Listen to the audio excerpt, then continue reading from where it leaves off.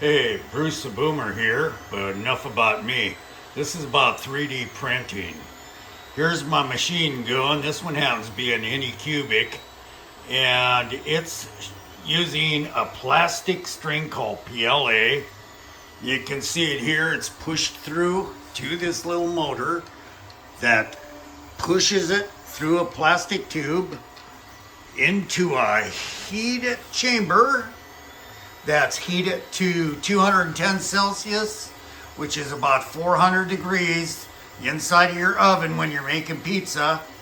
So basically you got a little mini pizza oven in there, and it squirts out that plastic about the size of a hair, and does it so many times and so efficiently that it can build things like this and this and these things over here.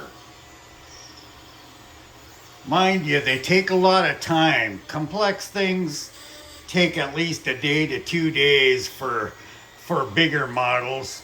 But then simple things like these roses and this vase I'm doing here can be done in a matter of 4 to 6 hours. A little more detail, but not too much.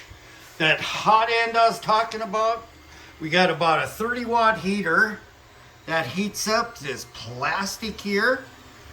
It's pushed into this end and squirted out. Let's see if we can get some focus on there.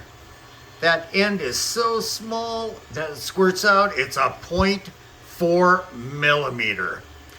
So to do this, the machines can range in price up to a few thousand, but a lot of gimmicks, and they all do the same thing and use the exact same heater up parts and all this other good stuff. So I can tell you a lot about how to buy these things.